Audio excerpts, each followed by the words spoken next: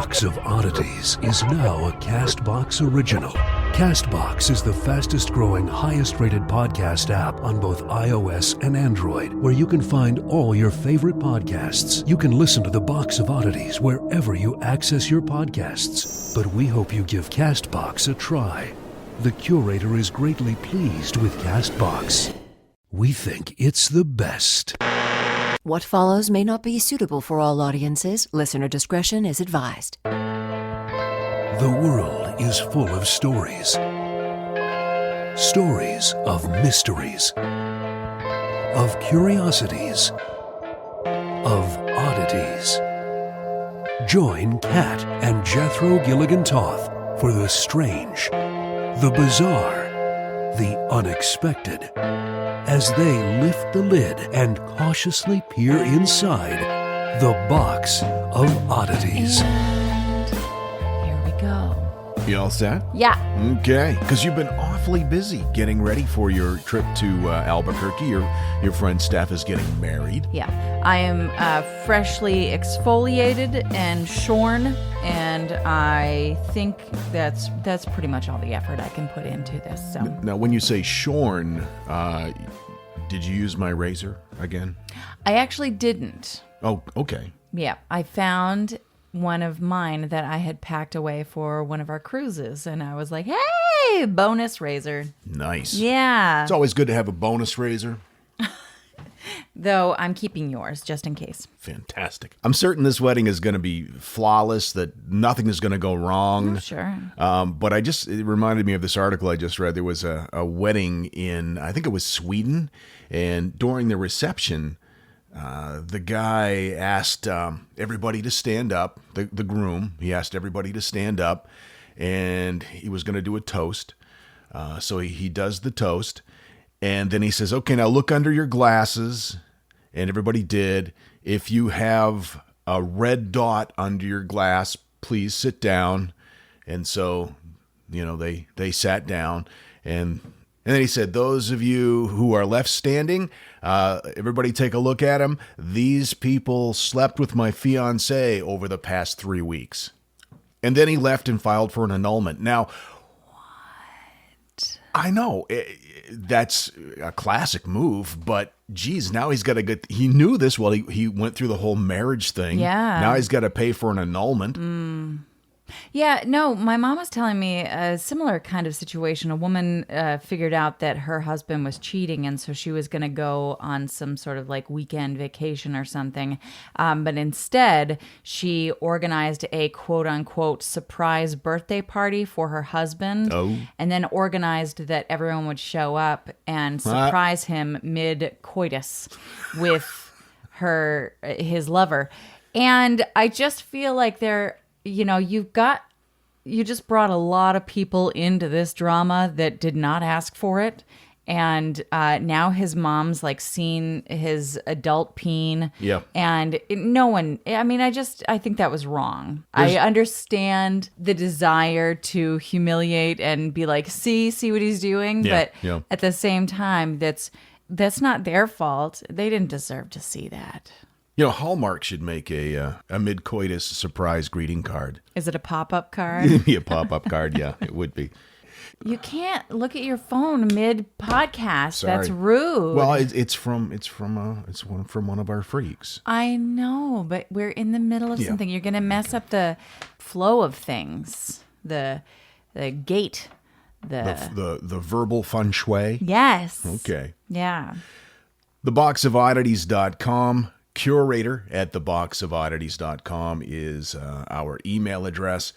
And you go first this episode. Okay. Yay. I got excited about this, and I pulled together my information, and then I realized, well, maybe this isn't an oddity, but I'm gonna do it anyway. All right. All right. It's interesting either way. In local dialect, Akashinga means the brave ones. And that's also the name for the Women's Anti-Poaching Unit in Zimbabwe. Oh, okay. Is that a voluntary force, or is it... I'm going to tell you. Oh, all right. It was founded by Damian Mander at the International Anti-Poaching Foundation. The armed group has already made 42 arrests, leading up to 9-year sentences. The Ranger unit deploys across Zimbabwe's lower valley, an area that used to be a trophy hunting reserve, but now local communities are reclaiming it to help preserve one of Africa's largest elephant populations. So this is a group of women, armed women, who enforce anti-poaching laws. Yes. Do they bust a cap on? They will. Yeah. They will bust a cap Really? on your trophy hunting ass and not apologize for it. According to a conservation biologist, his name is Victor Muposhi, the lower Zambezi Valley has lost 11,000 elephants in the past 10 years. Oh, my God. But he believes that hiring and training female rangers directly from local communities is a game changer. He says that developing the conservation skills in communities creates more than just jobs. It makes local people directly benefit from the preservation of wildlife. It helps not just elephants, but entire ecosystems. And with this army, women's empowerment is at the core of it. Because you're dealing with women who have been recruited from highly vulnerable minorities, women who have been left as single mothers, women who have had entire families die of disease, women who have been the victims of rape or domestic violence. And probably repression just within the society. For sure. Their entire lives. And so this program is helping to change those women into community leaders. It's a stepping stone toward ending trophy hunting. And I imagine it also taps into their pent-up rage, which is probably useful when you're busting a cap on a poacher's ass. Yes. I mean, I think that a group like this would be handy for almost any woman. Yeah. And dealing with their pent-up rage. The group aims to recruit 2,000 women, which will protect a network spanning 30 million acres of African wilderness and biodiversity by 2030. And that will all be reclaimed from trophy hunting and run by women. There was an interview that I watched with one of the men who has been training these women. He is a Marine who has trained in Australia, his native country. He's also trained in Iraq, Afghanistan. He has trained thousands of men. And he said this is the first group of women that he's ever trained. And he went into this having this idea of what it would be like. He said that the last group of men that he trained started with 193 men. And at the end of a 1-month training, there were only 3 men who remained. Pretty rigorous training. He does not mess around with this training.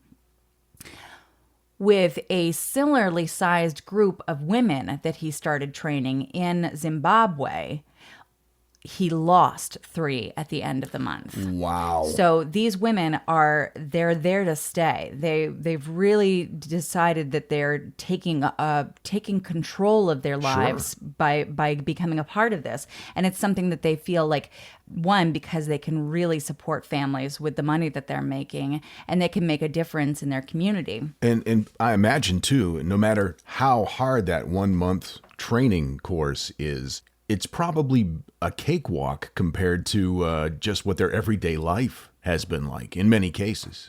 In some cases, for sure. Some of the points that are made in the mission statement in the organization of this group says that a growing body of evidence suggests that empowering women is the single biggest force for positive change in the world today, because it's, half the population. And especially in certain parts of the world, women are still, not like in America where women are treated 100% equal as men. It's not like that. Wow. Yeah. Wow. Right.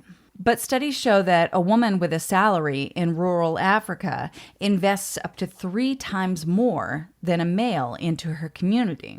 Plus, 72% of operational costs of the Akashinga model go directly back into that local community, turning biodiversity conservation into a community project. So where a lot of the dollars that went into the community before were coming from trophy hunting, the concern was as they were cutting that out that the communities would suffer.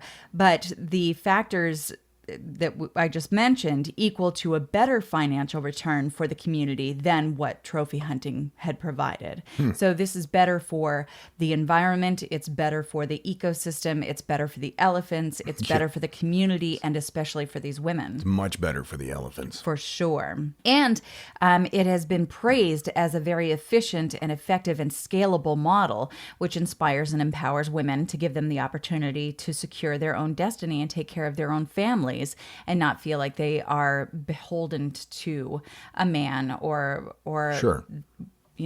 Whatever. It also prepares women for kind of a worst case scenario in their roles. Like they are trained hard and they know how to use weapons and they know how to fight. But it fosters a harmonious relationship with local communities. And it's not about going in and being rough and tumble. It's about going in and educating and teaching communities about, why this is a better choice and why keeping their animals and their communities safe is better than allowing this sneaky type trophy hunting, which is evil and gross and doesn't make you cool. And stop posing with that elephant. Just saying. You look dumb. I'm getting angry. With all the backlash from social media postings of trophy hunters, with their dead giraffes or what, it's amazing that people still want to do this and then put it up online. Yeah. Well, I mean, there are, of course, legal trophy hunting opportunities, which I still think is gross. But in this part of Zimbabwe, it's illegal, and you could get shot by a sassy lady. You could get shot by a sassy lady who is all pent up with rage. So anyway, that is the short and sweet of Akashinga, the Brave Ones, the all-female anti-poaching unit in Zimbabwe. How long has this been going on? It's still relatively new. The article in The Guardian that I read and the article in National Geographic that I read were both from 2017. And then when I went to the website, iapf.org, that's where you can find more about the organization and its goals. It talks about this specific group being started in early 2017, but I don't know about other models that are similar to it. But let's say 2017. 2017. Okay. So again, I don't know if it's an oddity so much, but I think it's fascinating, and it's empowerment in women is so important everywhere, but especially in these places where women are so marginalized and they don't have a lot of opportunities to be the bread maker, and especially in this kind of role where they become like a community leader and educator and also making the dollars to feed their family. It's just awesome, that's all. And again, if you want to learn more, you can find the website at iapf.org.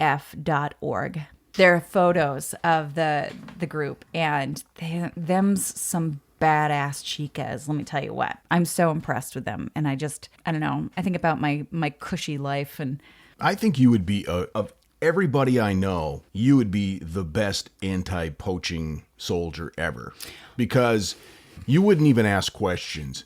It would be like if there was a person that kind of looked like they could be a poacher, like even at the grocery store, you would take them down. You True would story. Crush their spine right in the produce section. True story. In I think it was 6th grade or 7th grade, we were having a group discussion about what we wanted to be when we grew up. And my teacher was asking for like more specific things, not just I want to be a firefighter, but like, where do you want to be a firefighter and why? And the, more specific questions so that kids could actually start forming ideas about how they would get to those things. And when it came to my turn, my answer was I wanted to be a poacher. A poacher. Yep. And my teacher said, that's not a thing.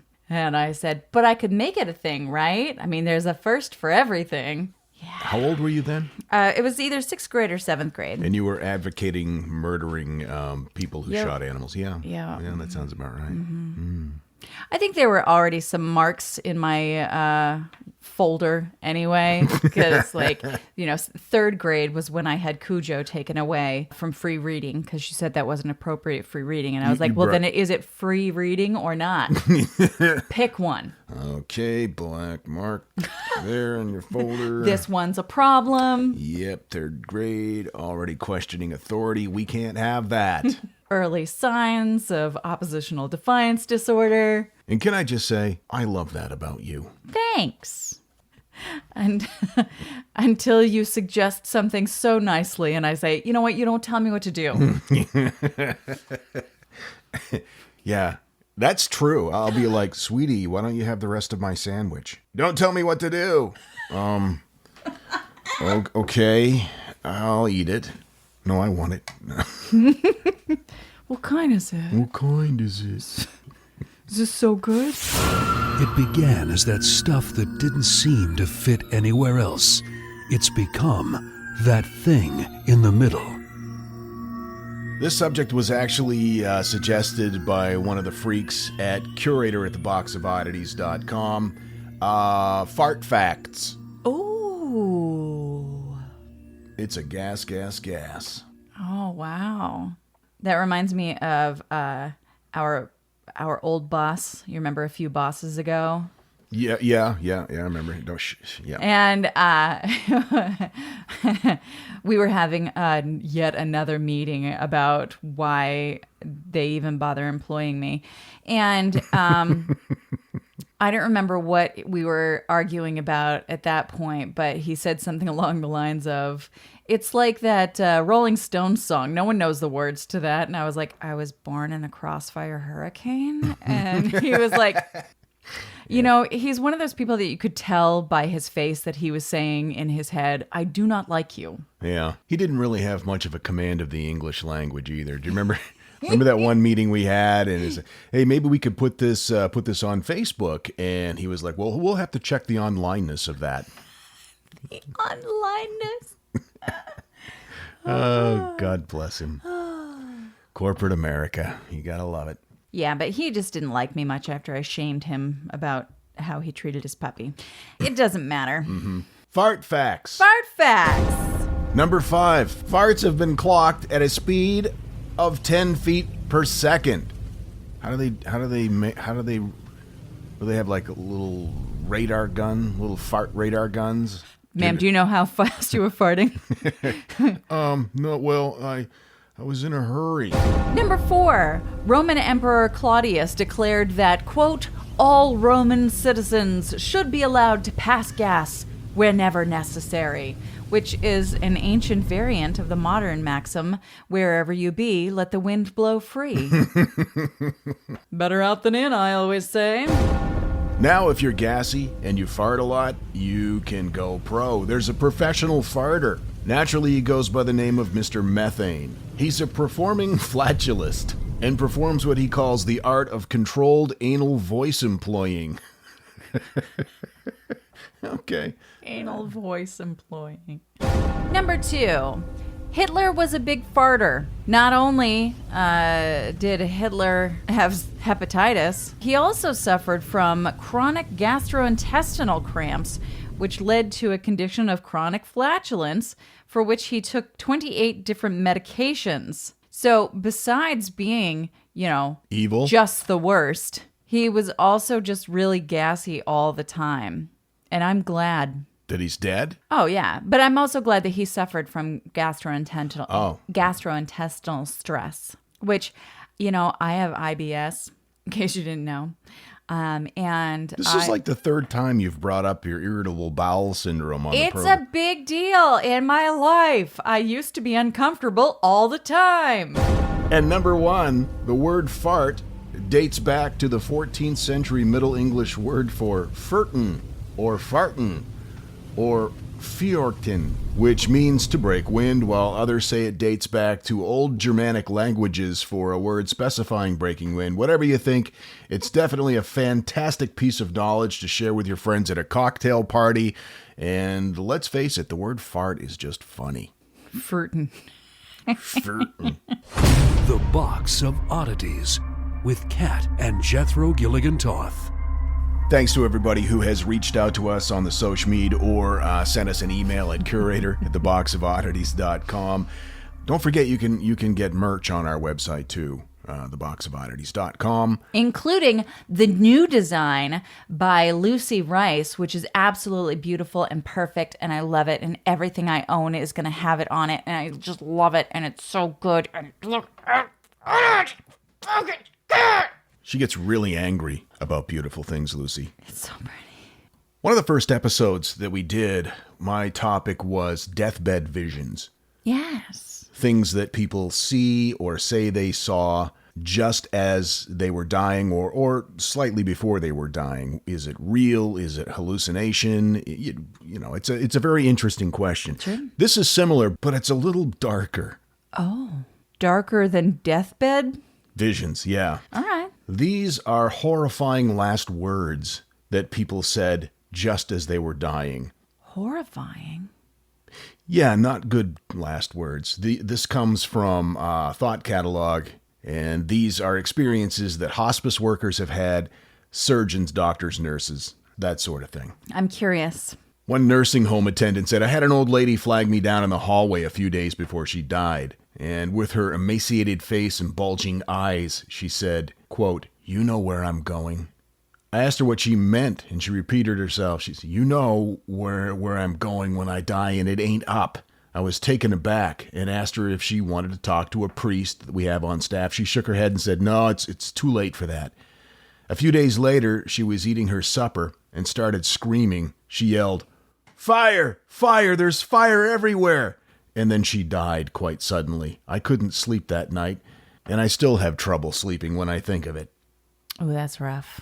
That's a tough way to go. Yeah. And that's, I feel like the worst thing is if you think you're going to hell and maybe you kind of create that in your own brain. And so, I mean, essentially you are in hell if you torturing yourself. Yeah. That's rough. Here's an experience that a surgeon shared. He said, "Not sure if this is, quote, creepy, but a man on his deathbed kept repeating over and over, mumbling, 'The body is in the woods next to the oak tree.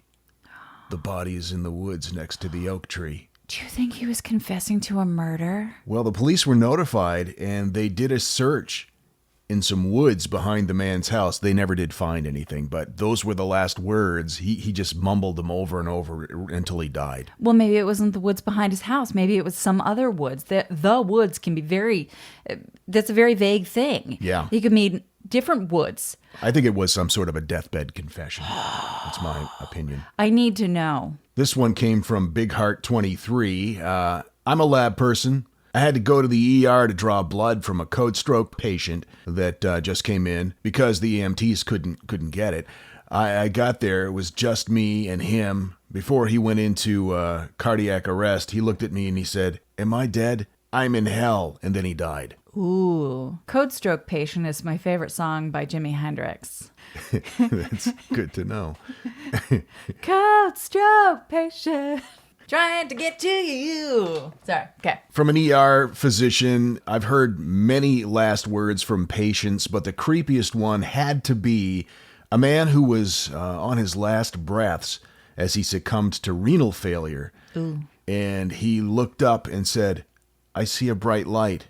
Horses. No eyes. No, no, no!" And then he died. The horses didn't have eyes? It doesn't specify who didn't have eyes. It could have been the horses. It could have been somebody riding the horses. Interesting. He says, we know in the medical field that these situations can be provoked by a cascade of neurotransmitters in disarray due to tissue or organ failure, but I sometimes have my doubts. And perhaps we are seeing more than we are led to believe. I hope I see horses when I die. But sparkle ponies, not eyeless hell horses. I mean, can I still ride them? I don't see why not. All right, we're fine then. You know how I like warm weather. There was a TED Talk by a woman who talked about deathbed visions. And she was talking about the debate on what it is. You know, is it something from the afterlife? Is it something that the people are have eyes on that we who aren't dying don't have the ability to see? Right. Or is it just, you know, your brain is shutting down and certain things are misfiring and you know. And what her point was that in her experience, the people that she had seen die that had deathbed visions, they were all welcomed by family. You know, they were seeing people that they hadn't seen in years. They were excited about what was happening. They were pleased that they were going to meet their husband or their wife that they'd lost years before.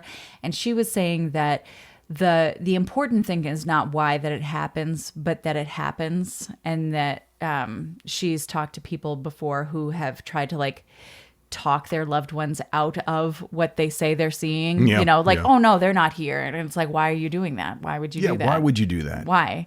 So it's not important why it happens. I think one of the toughest jobs has got to be like a paramedic or an EMT, especially when you're reporting to the scene of an accident where children are involved.